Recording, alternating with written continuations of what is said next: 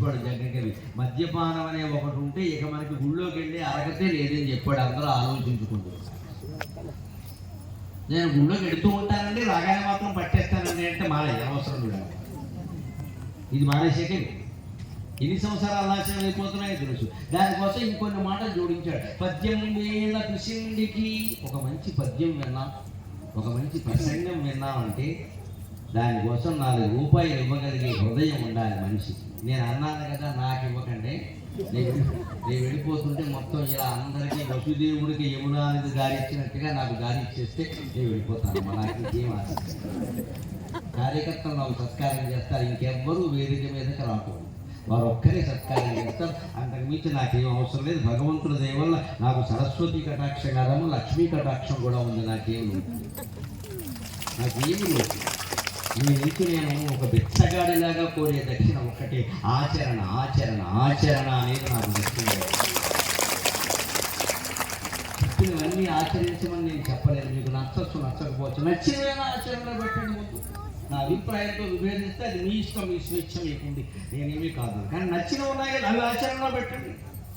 అందుకని ఆయన చేతిలో ఏదో పెడతాం, ఆయన దగ్గర ఫోటో దిగుదో, ఇది ముఖ్యం కాదు. మనం అవన్నీ చేస్తాం, చెప్పినవి ఎఫ్ఐఆర్ అక్కడికి వచ్చేసరికి అవన్నీ అలాగే చెప్తారు. మన వల్ల అవుతాయి ఏంటి? అవుతాయి, ఖచ్చితంగా అవుతాయి. అవి చెప్తున్నాయి. అందుకే ఒక మంచి కావ్యం రాస్తే కవిని సత్కారం చేయాలి. ప్రవచనం చెప్తే కార్యకర్తలు అమ్మ వాళ్ళు లక్షలు ఖర్చు పెడతారు. ఇంత పందిరి వేయాలి, ఇన్ని ఏర్పాటు చేయాలంటే ఎన్ని లక్షలు అవుతాయో మీరు ఆలోచించండి. మాకేముంది, వారు కారు ఏర్పాటు చేశారు, శుభ్రంగా ఎన్నో ఏర్పాటు చేశారు, మహారాజులుగా కాళేశ్వరం వచ్చామమ్మా, ఎన్ని లక్షలు ఖర్చు పెడుతున్నారు. అటువంటి కార్యకర్తలకి మనం అందరం డబ్బు ఇవ్వాలి, మనం అందరం డబ్బు ఇవ్వాలి. మాకు కూడా ఆ పుణ్యంలో భాగం ఇవ్వండి అని అడగాలి. పట్టణం కోసం ఆ పుణ్యంలో మాకు కూడా భాగం ఇవ్వండి, ఇంకా మంచి కార్యక్రమం పెట్టండి, మీకు ఏం కావాలో చెప్పండి అని వాళ్ళకి ఇవ్వాలి. ఎందుకంటే వాళ్ళు ఇంకా మంచి కార్యక్రమాలు పెడతారు, ఇంతమంది జనం వస్తారని ఊహించుకుంటే ఇంకా వస్తారు, ఇంకా బాగా, అప్పుడు లోకానికి మేలు జరుగుతుంది. అందుకని పిసిండి కంటే పిసిన కొట్టు వాడికి 18 ఏళ్ళకి కలుస్తుంది, 12,000 రూపాయలు గురించి అలవాటు లేని వాడికి 18 ఏళ్ళ పిసిండి అంతే కదా. దేవుడి విషయంలో కూడా ఒక మాట చెప్పాడు, ఈప్సితము చేసేకు నైవేద్యం వేళ. మనం కోరిక తెచ్చకపోతే దేవుడికి నైవేద్యం కూడా తాగండి.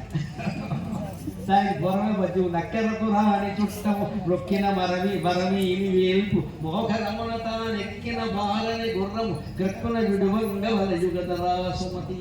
భగవంతుడి విషయంలో ఒక పరమసత్యం ఏమిటంటే, మన నుంచి ఆయన జ్ఞానవంతులు అవ్వాలనే కోరుకుంటాడు. ఆయనకు ఉండేది అదే, కానీ మన కోరికలు తీరుస్తాడని. ఎందుకంటే మనం అజ్ఞానం అని తెలుసు, సంసారాల్లో ఉన్నామని తెలుసు, మన కష్టాలు ఉన్నాయని తెలుసు. అదే భగవంతుడు భగవద్గీతలో ప్రసిద్ధి చేశాడు. ఆత్మో జిజ్ఞాసులు అర్థార్థి జ్ఞాని భరతర్షభ. నన్ను జీవించేటువంటి భక్తుల్లో 4 రకాలు ఉంటాయా. ఆర్తుడు కష్టంలో ఉండి ప్రార్థిస్తాడు, గజేంద్రుడు ప్రార్థించినట్టుగా, తప్పకుండా నేను కాపాడు. జిజ్ఞాసు అంటే తెలుసుకుంటూ పుస్తకాలతో ఇంకా తెలుసుకోవాలి. భగవంతుడు అంటే నాకు కోరిక లేదు, కానీ ఆయన ఎవరు, ఈ సృష్టి ఏమిటి, ఇది జిజ్ఞాస. జ్ఞాతం ఇచ్చా జిజ్ఞాస. ఆ జిజ్ఞాసులు ఉంటారయ్యా. అర్థార్థి, పిల్లకి పెళ్ళవ్వాలి, పిల్లడికి ఉద్యోగం రావాలి, నాకు ఆరోగ్యం అని ఏదో కోరేవాళ్ళు కూడా ఉంటారయ్యా, అది కూడా నేను తీరుస్తాను. జ్ఞాని భరతర్షభ. ఏ కోరిక లేకుండా అన్నీ తెలిసిన జ్ఞాని కూడా ఉంటాడు. ఈ నలుగురిలో ఎవరు గొప్పవారో కృష్ణుడు చెప్పేశాడు. దేశం జ్ఞాని నిత్యయుక్త, ఎప్పుడు నాతో నిత్యానుబంధం కలిగి ఉంటాడు. కాబట్టి జ్ఞాని అంటే నాకు బాగా ఇష్టం, కానీ మిగిలిన వాళ్ళ కోరిక కూడా నేను తీరుస్తా. తల్లిదండ్రులకి 4 పిల్లలు ఉన్నారనుకోండి, ఒకళ్ళు బాగా సమర్థులు ఉంటారు, ఒకళ్ళు కొంచెం బలహీనులు ఉంటారు. వాడు అందరినీ ప్రేమిస్తారుగా, తేడా ఏముంది. కానీ ఏమంటారు, ఆ సమర్థుడైన వాడిని పిలిచి ఒరే కాస్త తమ్ముడు చూసుకోరా, వాడు చేయలేదురా బాబు, వాడు వ్యాపారం దెబ్బతిందిరా, నువ్వు కొంచెం సాయం చేయాలి అని చెప్తారు కదా తల్లిదండ్రులు.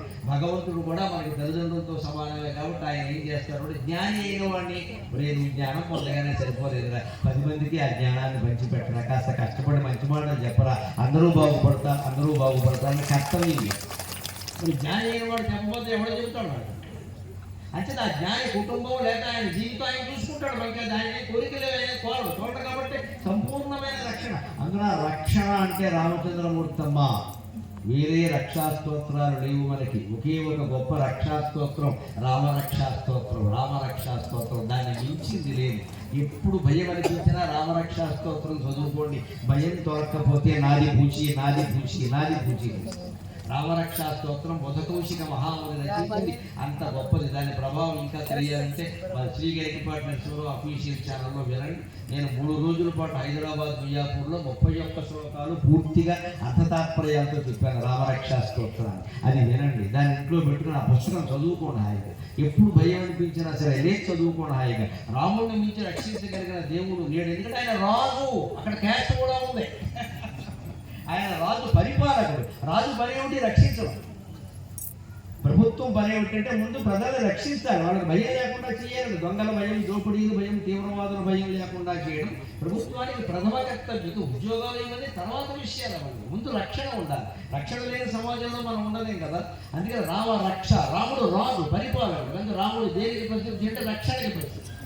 అందుకే ఆయన రక్షిస్తాడు ఖచ్చితంగా. అజ్ఞానాన్ని అజ్ఞానాన్ని అందరినీ రక్షిస్తాడు. అలాగే కోరికలు తీరుస్తానని చెబుతున్నాడు మొహమాటం లేకుండా. అలా కోరికలు తెచ్చకపోతే మనం కొరవడం ఎందుకండి? అందుకని దేవుడి మీద నమ్మకం పోతుంది కదా. అందుకని ఆ నమ్మకం పోగొట్టుకోవాల్సిన అవసరం ఏమీ లేదు. కోరికలు తీరుస్తాడు. ఒకవేళ మనం కోరిన కోరిక తీరలేదు భగవంతుడి దగ్గర అంటే అర్థం ఉంటుంది తెలుసా? అది తీరితే మనకేదో ప్రమాదం జరుగుతుందన్నమాట. అందుకే ఆయన తీర్చలేదు. అదొక్కటే కోరిక తిరగకపోవడం సమస్య లేదు.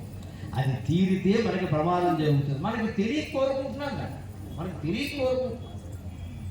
అది జరిగితే భక్తుడికి ప్రమాదం తెలుసు. అందుకే ఆ కోరిక తీర్చాడు, వదిలేస్తాడు ఆ విషయం.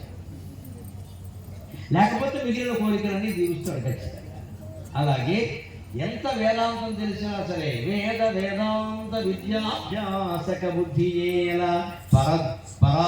పరార్థ చోరునకు. వేదం చదివాం, వేదాంతం చదివాం, శాస్త్రాలు చదివాం అంటే కుదరదండి. ఇతరుల సొమ్ము కొట్టియాలనే ఆలోచన మానేసేవా లేదా? ముందుది చాలా వచ్చిందండి. పరార్థ చోరుడు. ఇన్ని గ్రంథాలు చదివి ఇన్ని వేదాంతాలు మాట్లాడి ఎంత పెద్ద ఎంబీఏలు, ఎంసీఏలు, ఎంటెక్లు అన్నీ చేసి పెద్ద పెద్ద బహుమతులు కూడా ఉంది. పక్కవాడాస్తి కార్యక్రమం చూసిన తర్వాత దేనికి చదువు దేనికి పని.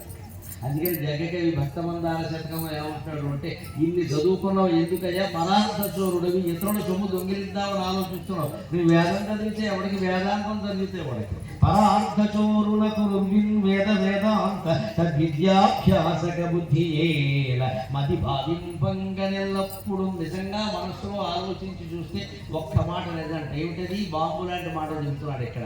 ఎంతమంది శ్రద్ధ పెట్టి వింటారో చూస్తారు ఖచ్చితంగా, ముఖ్యంగా మగాళ్ళ విషయంలో. మద్యం బానెడు వారి గేల సుధా. తాగే అలవాటు ఉన్నవాడికి దేనికండి భగవత్ ప్రసాదం అమృతం అనవసరమైన విషయం వెళ్ళకుండా ముందు ఆ మాట మానుకోవాలి. ఇక్కడ ఉన్నవాళ్ళు ఎవరికైనా అభ్యాసం ఉంటే ఆ తాగుడు నేను వెళ్ళగానే మానేస్తే నా జన్మ చరితార్థమైనట్టే. తప్పట్లు కొట్టిన వాళ్ళైనా మానేయండి.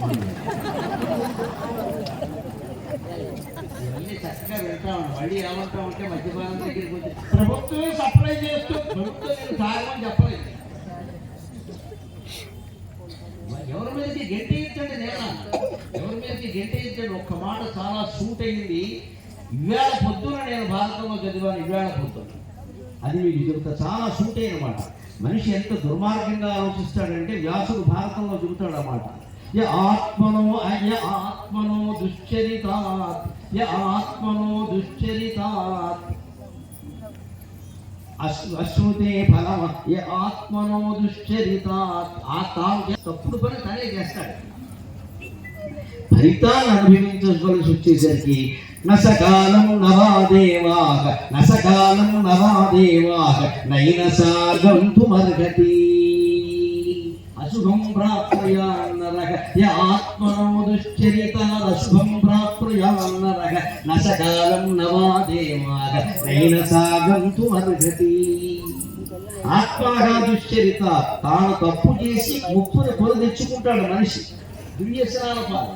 మద్యపానం చేసి ఉండలేక సాయంత్రం వేసేది సీసా పట్టేసి ఏమిటోనండి అలవాటు అయిపోయింది, మానలేకపోతున్నా. అలవాటు ఎలా చేసుకున్నావో ఆలోచించి వాడడం అలాగే వస్తుంది. అలవాటు ఒక్కసారి నువ్వు సీసాలు పట్టలేదు కదా, ముందు గ్లాస్తో మొదలు పెట్టాడు మహానుభావుడు. క్రమంగా ఇదిగో గుణధర ప్రవృద్ధమానమైనది. అంటే దీన్ని కూడా ఏం చేయాలంటే ఒక అలవాటుని ఎప్పుడు కిటికీలోంచి విసిరేయలేదు, మేడ మెట్లు మించి దించాలి. దురభ్యాసం ఏదైనా ఉంటే మానే విధానం ఏమిటంటే కిటికీలోంచి విసిరి లేదు. నేను శ్రీరామరావు నాడు ప్రతిజ్ఞ చేస్తూ అయోధ్య ప్రతిష్ఠ సందర్భంగా ఇంకా తాగకుండా ప్రతిజ్ఞ చేస్తూ నేను ఎవరైనా చేశాడనుకో ప్రతిష్ఠ అయిపోగానే మొదలెట్టేస్తాను. అప్పుడు దానికి అర్థం ఏం చెబుతాడు? నిశ్చనాడు తాగలన్నాను, మన్నాడు తాగలని చెప్పలేదుగా, ఏదో చెప్తాడు. మండం ఇష్టం. ఈ భీకర ప్రతిజ్ఞలు వద్దండి. దేవుడి మీద ఒట్టేయడం మళ్ళీ ఎందుకు, ఆయనకి నష్టం మనకెందుకు గొడవ, అది కాదు. ఇప్పుడు దుర్వ్యసనాన్ని మానే విధానం ఏమిటి అంటే, రోజుకి 2 పెట్టెలు సిగరెట్లు కాల్చే అలవాటు ఉన్నవాడు ఏమనుకోవాలి? మన్నాడు నుంచి 1 పెట్టే కాల్చుతా అనుకోవాలి. మొత్తం మానేయకూడదు, రాగం వచ్చేస్తుంది. 1 పెట్టే, తర్వాత వారం అయ్యాక 1/2 పెట్టే, తర్వాత ఇంకో నెల అయ్యాక రోజుకు 2, ఇంకో నెల అయిన తర్వాత రోజుకు 1, ఆ తర్వాత వారానికి 1, ఆ తర్వాత నెలకు 1, మొత్తం 1 నెలలో బాధ్యత. తెలంగాణ ఆంధ్ర 2 రాష్ట్రాల నుంచి వెళ్ళిపోతుందమ్మా. ప్రజలంతా సుఖంగా ఉంటారు, ప్రజలంతా సుఖం. వాళ్ళ అత్యాచారాలు ఎందుకు జరుగుతున్నాయో గమనించండమ్మా. మద్యపానంలో తీవ్రమైన ఇది ఉన్న వాళ్ళే చేస్తున్నారు. చిన్నపిల్లల మీద అత్యాచారం పెట్టింది దారుణం. 6 ఏళ్ల పిల్లలు, 7 ఏళ్ల పిల్లలు, ఎవరి పిల్లల్ని ఎవరు కాపాడుకోవాలి? కావలసిన వాళ్ళు, అయిన వాళ్ళు, దగ్గర వాళ్ళు. ఏమన్నా అది ఎలా కాపాడుతారు? ఈ పోలీసులు కాపాడే వ్యవహారం. మద్యపాన నిషేధం సంపూర్ణంగా 2 రాష్ట్రాల్లోనూ అమలైతే తప్ప మన సంసారాలు మిగలవమ్మ, అనుమానం లేదు. ఇన్ని వేల మంది ఉన్నారు కాబట్టి ధైర్యం చేసి చూస్తున్న పచ్చలో కూడా చెప్పాడు, మద్యపానం చేసేవాడికి భక్తి దేనికి, గుడి దేనికి, ఇవన్నీ పని. మద్యం వాడడు వానికి శుభ, అది మానకుండా ఈ భక్తి అనేటువంటి